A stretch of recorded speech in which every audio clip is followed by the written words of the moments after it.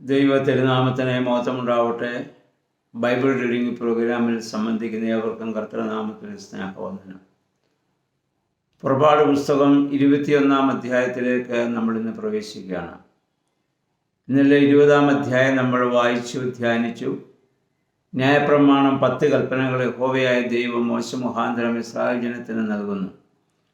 അതിൽ ആദ്യത്തെ 4 ദൈവത്തോടുള്ള ബന്ധവും അവസാനത്തെ 6 മനുഷ്യനോടുള്ള ബന്ധവുമാണെന്ന് നമ്മൾ കണ്ടു. ഇനി 21-ാം അധ്യായം ദാസ്യത്വം, അടിമത്വം ഇതിനെക്കുറിച്ചാണുള്ള ഒരു പരാമർശമാണ് നമ്മൾ ഉടനെ ഇവിടെ കാണുന്നത്.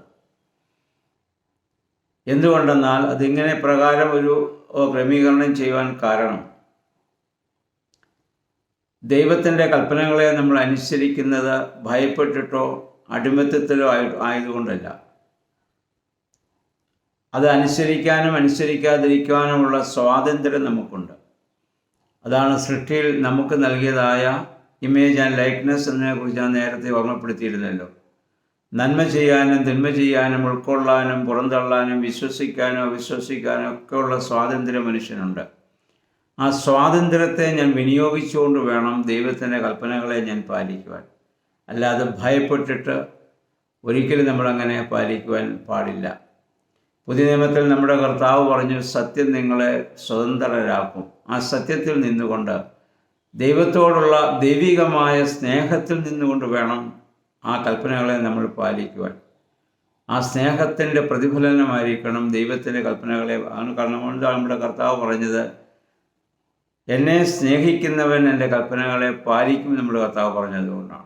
യേശുവിനോടുള്ള സ്നേഹത്തിൽ നിന്ന് വേണം പുതിയ നിയമത്തിലെ കൽപ്പനകളെ നമ്മൾ പാലിക്കുവാനും ജീവിക്കുവാനും. ഇവിടെ ആദ്യം 1 മുതൽ 5 വരെയുള്ള വാക്യങ്ങളിൽ ഒരു എബ്രായ ദാസനെ കുറിച്ചാണ് പറയുന്നത്. 6 വർഷം അവൻ നിനക്ക് വേല ചെയ്താൽ 7-ാം വർഷം അവനെ സ്വതന്ത്രനാക്കണം. അത് സബത്താണ്. നേരത്തെ നമുക്കറിയാമല്ലോ, 6 ദിവസം വേല ചെയ്ത് 7-ാം ദിവസം സ്വസ്ഥമായിരിക്കാം. ആ സബത്ത് മനുഷ്യ ജീവിതത്തിൽ ദൈവം കൽപ്പിച്ചാക്കുകയാണ്. 6 ദിവസം അവൻ നിനക്ക് വേണ്ടി വേല ചെയ്തവൻ 7-ാം ദിവസം അവനെ നിങ്ങൾ സ്വതന്ത്രനാക്കണം. വീണ്ടും അവൻ നിൻ്റെ അടിമയായിരിക്കുവാൻ അവൻ ആഗ്രഹിക്കുന്നുവെങ്കിൽ നിനക്കവനെ വീണ്ടും അങ്ങനെ തന്നെ അടിമയായിട്ട് തന്നെ നിനക്കവനെ സ്വീകരിക്കാവുന്നതാണ്. ഇനി യജമാനൻ അവന് ഭാര്യയെ കൊടുത്തെന്ന് വിചാരിക്കുക. കൊടുത്താൽ ആ ഭാര്യയിൽ നിന്ന് ജനിക്കുന്ന മക്കൾ യജമാനൻ്റെ സ്വത്തായിരിക്കും. അപ്പം നിനക്ക് വേണമെങ്കിൽ സ്വതന്ത്രനായിട്ട് പോകാം. അല്ല, വീണ്ടും നിനക്ക് ഇവരോടൊപ്പം താമസിക്കണമെങ്കിൽ വീണ്ടും യജമാനൻ്റെ ദാസനായിട്ട് ഇവിടെ നിനക്ക് ഇത് തുടരാനുള്ള അവകാശമുണ്ട്. അപ്പം അങ്ങനെ ഒരുവൻ സമ്മതിച്ചാൽ അവനെ വാതിലിൻ്റെ അടുത്തിൽ കൊണ്ടുവന്ന് സൂചി കൊണ്ട് അവൻ്റെ കാത് കുത്തിത്തുളയ്ക്കണം എന്നിവിടെ പറയുന്നുണ്ട്. വാതിൽ എന്തിനെയാണ് സൂചിപ്പിക്കുന്നത് ചോദിച്ചാൽ സ്വാതന്ത്ര്യത്തെയാണ് വാതിൽ സൂചിപ്പിക്കുന്നത്. വാതിൽ സൂചിപ്പിക്കുന്നത് സ്വാതന്ത്ര്യത്തെയാണ്. നമ്മുടെ കർത്താവ് പറഞ്ഞതുകൊണ്ടാണ് ഞാൻ വാതിലാകുന്നു എന്ന് പറഞ്ഞത്, അതുകൊണ്ടാണ്. അപ്പോൾ അത് ഒരിക്കലും അവൻ്റെ മേൽ അടിച്ചേൽപ്പിക്കാൻ പാടില്ല. അവന് അതിനുള്ള സ്വാതന്ത്ര്യമുണ്ട്. നീ ഈ യജമാനന് വിധേയമായി ഞാൻ ജീവിച്ചു കൊള്ളാമെന്ന്, ആയുഷ്കാലം മുഴുവൻ ജീവിച്ചു കൊള്ളാമെന്നുള്ളൊരു പ്രതിജ്ഞയാണ് അവൻ്റെ ആ കാത് അവിടെ വാതിലിൻ്റെ അടുത്ത് കൊണ്ടുവന്ന് കാത് കുത്തിത്തുളയ്ക്കണമെന്ന് പറയുന്നതിൻ്റെ അർത്ഥം അതാണ്. അതുപോലെ തന്നെ ദാസി ഉണ്ടെങ്കിൽ ആ ദാസിയെ വീണ്ടെടുക്കുവാൻ അനുവദിക്കണം. അത് അവനെ ആ ദാസിയെ പുത്രന് നിയമിച്ച് നൽകുന്നുവെങ്കിൽ പുത്രിമാരുടെ ന്യായത്തിന് തക്കവണ്ണമുള്ള അവകാശം അവൾക്ക് നൽകണം എന്ന് നമ്മൾ വായിക്കുന്നുണ്ട്. ഇനി അതിൻ്റെ 12-ാം വാക്യത്തിലേക്ക് നമ്മൾ വരുമ്പോൾ, ഒരാളെ അടിച്ചു കൊന്നാൽ കൊലപാതകം ചെയ്താൽ അവന് മരണശിക്ഷ നൽകണമെന്നുള്ളതാണ്.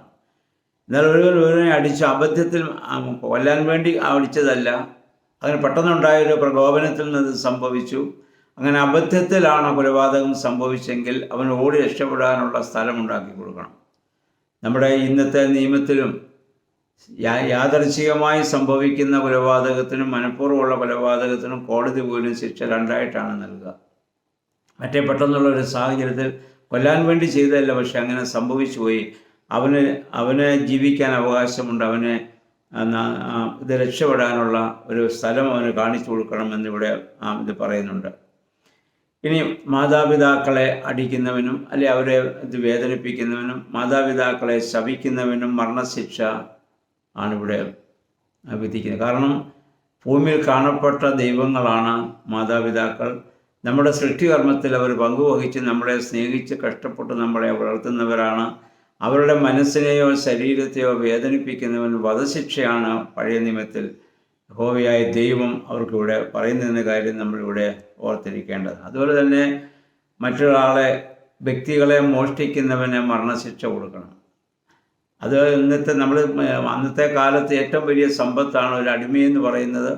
അപ്പം അങ്ങനെ നമ്മളിന്ന് വസ്തുവകകളൊക്കെ മോഷ്ടിക്കുന്ന പോലെ തന്നെ അന്ന് അടിമകളെയും അന്നത്തെ ആളുകൾ ഇത് മോഷ്ടിച്ചിരുന്നു. അങ്ങനെയുള്ളവനും മരണശിക്ഷയാണ് ഇവിടെ ഇത് വിധിക്കുന്നത്. അതുപോലെ തന്നെ 18-ാം വാക്യത്തിലേക്ക് വരുമ്പോൾ, വഴക്ക് കൂടി അവന് പരുക്ക് പറ്റിയാൽ അവനെ ശിക്ഷിക്കാതെ അവൻ പരുക്ക് പറ്റിയവനെ ചികിത്സിപ്പിക്കണം. കാരണം സണ്ട കൂടുന്ന രണ്ടുപേരും കാരണക്കാരാണല്ലോ. അപ്പം നീ മുഖാന്തരം ഒരുവന് ഒരു പരുക്ക് പറ്റിയാൽ അതിനുള്ളതായ ദ്രവ്യം അവന് കൊടുത്ത് അവനെ അതിനെ ചികിത്സിപ്പിച്ച് അവനെ ഭേദമാക്കുവാനുള്ള പെട്ടെന്നൊരു പ്രകോപനത്തിൽ സംഭവിച്ചതാണ്. പക്ഷെ അവനെ നിനക്ക് കളയാൻ അവകാശമില്ല, അവനെ നീ സംരക്ഷിക്കുവാൻ ബാധ്യസ്ഥനാണ്. 20-21 വാക്യങ്ങൾ, ദാസനെയോ ദാസിയോ തൽക്ഷണം മരിച്ചു പോകത്തക്കോണം അടിച്ചാൽ അവനെ ശിക്ഷിക്കണം. എന്നാൽ 2 ദിവസം അവർ ജീവിച്ചിരുന്നാൽ അവനെ ശിക്ഷിക്കരുത്. കാരണം ഈ ദാസനും ദാസിയും യജമാനൻ്റെ സ്വത്താണ്. അപ്പോൾ അതുകൊണ്ട് അപ്രകാരം ഒരു നിയമം കൂടി അവിടെ കൊടുത്തിരിക്കുകയാണ്. അതുപോലെ തന്നെ 22-23 വാക്യങ്ങൾ, ഗർഭിണിയെ അടിച്ച് ഗർഭം അലസിയാൽ അവളുടെ ഭർത്താവ് ചുമത്തുന്ന പിഴ കൊടുക്കണം. മറ്റു ദോഷം വന്നാൽ ജീവന് പകരം ജീവൻ കൊടുക്കുകയും വേണം. അതുപോലെ തന്നെ 24-ാം വാക്യം, കണ്ണിന് പകരം കണ്ണ്, പല്ലിന് പകരം പല്ല്, കൈക്ക് പകരം കൈ, കാലിന് പകരം കാല് എന്നൊക്കെ പറയുന്നുണ്ട്. എന്തുകൊണ്ടാണ് മോശെ പ്രകാരം ഒരു നിയമം കൊടുക്കാൻ കാരണം എന്തെന്ന് ചോദിച്ചാൽ, പാപം അല്ലെങ്കിൽ ശിക്ഷ വർദ്ധിക്കാതിരിക്കാൻ വേണ്ടിയാണ്. എന്ന് പറയാൻ്റെ അർത്ഥം, ഒരുവൻ എൻ്റെ കണ്ണടിച്ച് ഒരു കണ്ണ് എൻ്റെ അടിച്ച് പൊട്ടിച്ചാൽ എനിക്ക് അവൻ്റെ ഒരു കണ്ണ് മാത്രമേ നശിപ്പിക്കാൻ അവകാശമുള്ളൂ. 2 കണ്ണ് അവൻ്റെ എടുക്കാൻ എനിക്ക് അവകാശമില്ല. എൻ്റെ ഒരു പല്ല് ഒരുവൻ അടിച്ചു കളഞ്ഞാൽ അവൻ്റെ ഒരു പല്ല് എനിക്ക് അടിച്ചു കളയാൻ അവകാശമുള്ളൂ. 2 പല്ല് അടിക്കാൻ അവകാശമില്ല, അവനെ കൊല്ലാനും അവകാശമില്ല. അപ്പോൾ പകരത്തിന് പകരം പാപം വർദ്ധിക്കാതിരിക്കാൻ വേണ്ടി മോശ കൊടുത്ത ഒരു നിയമമാണിത്. എന്നാൽ പുതിയ നിയമത്തിൽ വരുമ്പോൾ നമ്മുടെ കർത്താവിൻ്റെ പഠിപ്പിക്കലനുസരിച്ച് ഒരു കേട് തടിക്കുന്നവന് മറു കേട് കാണിച്ചു കൊടുക്കുക എന്നുള്ളതായ ഇതിൻ്റെ ആന്തരികമായ അർത്ഥം, അതിൻ്റെ പൂർണ്ണതയിൽ ലോകത്തിന് വെളിവാക്കിയത് ഇത് നമ്മുടെ കർത്താവാണ്. പക്ഷെ പഴയ നിയമത്തിൽ മോശ എന്ന് പകരത്തിന് പകരം പാപം വർദ്ധിക്കാതിരിക്കാൻ വേണ്ടി ചെയ്ത ഒരു ക്രമീകരണമായി ഇതിനെ കാണേണ്ടതാണ്. അതുപോലെ 26-27 വാക്യങ്ങൾ വായിക്കുന്നു, ഒരുത്തൻ തൻ്റെ ദാസൻ്റെയോ ദാസിയുടെയോ കണ്ണോ പല്ലോ അടിച്ച് തകർത്താൽ അവരെ സ്വതന്ത്രരായിട്ട് വിട്ടയക്കണം. കാണാനുള്ള പ്രായശ്ചിത്തമായിട്ട് അവരെ സ്വാതന്ത്ര്യത്തിലേക്ക് അവരെ വിട്ടയക്കണം എന്നുള്ളതാണ്. അതുപോലെ തന്നെ മൃഗം കുത്തിക്കൊന്നാലും, കാള കുത്തിക്കൊന്നാൽ ആ കാള കുത്തുന്നതാണെന്ന് അതിന് യജമാനന് നേരത്തെ അറിയാമായിരുന്നെങ്കിൽ അവൻ മരണശിക്ഷ അവൻ അനുഭവിക്കേണ്ടതാണ്. അപ്പം മൃഗങ്ങൾ മുഖാന്തരം പോലും മനുഷ്യന് വരുന്ന നഷ്ടത്തിന് അതുള്ളതായ പ്രായശ്ചിത്തവും പരിഹാരവും ഒക്കെ നമുക്കിവിടെ കാണാനായിട്ട് ഇത് സാധിക്കുന്നുണ്ട്. അപ്പം അങ്ങനെ ഇവിടെ നമ്മൾ പൊതുവിൽ ഈ അധ്യായത്തിൽ നമ്മൾ കാണുന്ന ഇതാണ്, 1 അടിമത്വവും 2 സ്വാതന്ത്ര്യവുമാണ്. 2നുമുള്ള അവകാശം നമുക്കുണ്ട്. ഇന്നും പാപത്തിൻ്റെ അടിമയായിട്ട് നമുക്കിരിക്കാം. പാപത്തിൽ നിന്ന് നമുക്ക് സ്വതന്ത്രമാക്കാം. അത് നമ്മളാണ് നിശ്ചയിക്കുക. അപ്പോൾ യേശുക്രിസ്തുവിനെ വിധേയപ്പെടുകയാണെങ്കിൽ പാപത്തിൻ്റെ അടിമയായിരിക്കാൻ നമുക്ക് സാധിക്കുകയില്ലല്ലോ.